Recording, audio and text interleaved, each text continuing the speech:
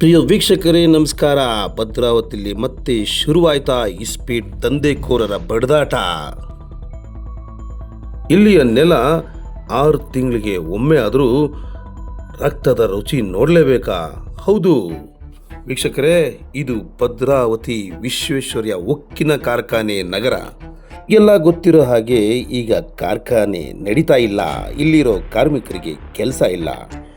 ಇತ್ತೀಚೆಗೆ ಹಳೆ ನಗರ ಪೊಲೀಸ್ ಠಾಣೆ ವ್ಯಾಪ್ತಿಯಲ್ಲಿ ಒಂದು ಘಟನೆ ನಡೆಯುತ್ತೆ.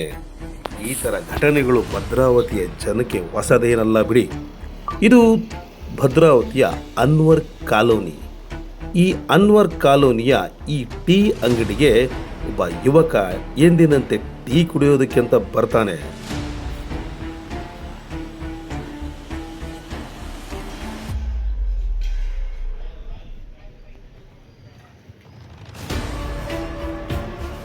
ಆ ಟೀ ಕುಡಿಯೋಕ್ಕೆ ಬಂದಿರೋ ಹುಡುಗ ಇವನೇ. ಟೀ ಕುಡಿಯೋಕ್ಕೆ ಬಂದು ಕೆಲವೇ ಕ್ಷಣಗಳಲ್ಲಿ ಅವನ ಸ್ಥಿತಿ ಹೀಗಾಗುತ್ತೆ. ಹೀಗಾಗೋದಕ್ಕೆ ಕಾರಣ ಏನು ಗೊತ್ತಾ? ಇವನ ಹೆಸರು ವಿಶ್ವ ಅಲಿಯಾಸ್ ಮುದ್ದೆ.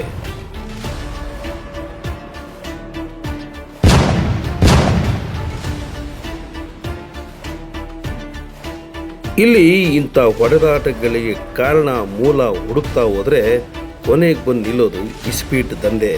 ನೋಡಿ, ಈ ಹುಡುಗ ಅನ್ನೂರ್ ಕಾಲೋನಿಯಲ್ಲಿ ಈ ಥರ ಹೊಡೆತ ತಿಂದಾಗ ಸುತ್ತಮುತ್ತಲಿನ ಹುಡುಗರು ಧೈರ್ಯ ಮಾಡಿ ಇವನನ್ನು ಆಟೋದಲ್ಲಿ ಕರ್ಕೊಂಡು ಸ್ವಲ್ಪ ಮಟ್ಟಿಗೆ ಜೀವ ಉಳಿಸಿದ್ದಾರೆ.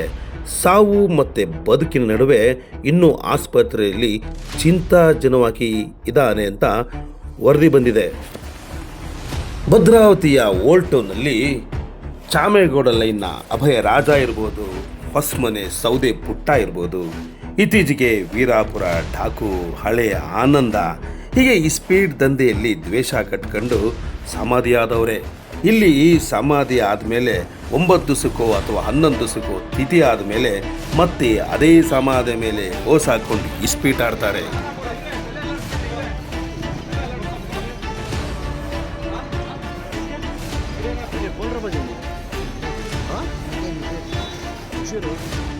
ಇದೇ ವಿಶ್ವ ಆಲಿಯಾಸ್ ಮುದ್ದೆ ಮೇಲೆ ಹಿಂದೆ 2 ಬಾರಿ ಅಟ್ಯಾಕ್ ಆಗಿದೆ. ಇವರೆಲ್ಲ ಒಟ್ಟಿಗೆ ತಂಡ ಕಟ್ಕೊಂಡು ಇಸ್ಪೀಟ್ ಆಡಿಸ್ತಾರೆ.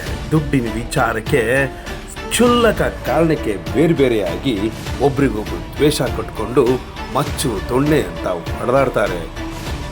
ಸದ್ಯ ಪೊಲೀಸ್ನವರು ಈ ಹಿಂದೆ ಏನು ಹಲ್ಲೆಗೆ ಯತ್ನ ಮಾಡಿದ್ರಲ್ಲ, ಇವರದೇ ಟೀಮಿನ ಗಾಂಧಿ, ಕರಾಟೆ ಪ್ರಕಾಶ, ಮತ್ಯಾರ ಭರತ ಅನ್ನುವ ಆರೋಪಿಗಳ ಮೇಲೆ ಅನುಮಾನದ ಆಧಾರದ ಮೇಲೆ ಬೆನ್ಬಿದ್ದಿದ್ದಾರೆ ಅಂತ ವರದಿಯಾಗ್ತಾ ಇದೆ.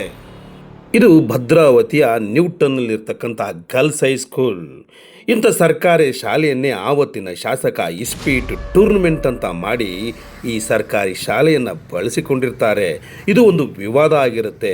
ಯಥಾ ರಾಜ ತಥಾ ಪ್ರಜಾ ಅನ್ನೋ ಹಾಗೆ ಇಲ್ಲಿಯ ಜನ ಇಸ್ಪೀಟ್ನ ರಾಷ್ಟ್ರೀಯ ಕ್ರೀಡೆ ಅಂತ ತಿಳ್ಕೊಂಡ್ಬಿಟ್ಟಿದ್ದಾರೆ ಕೆಲ ಇಸ್ಪೀಟ್ ದಂಧೆಕೋರರು.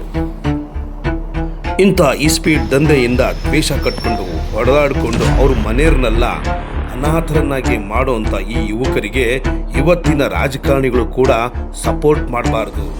ಯಾವ ಒಂದು ದಂಧೆಗೆ ವಿರುದ್ಧವಾಗಿ ನಿಂತ್ಕೊಂಡು ನಾವು ಗೆದ್ದಿದ್ದೀವಿ ಅನ್ನೋದನ್ನ ನೆನಪಿಸ್ಕೋಬೇಕು.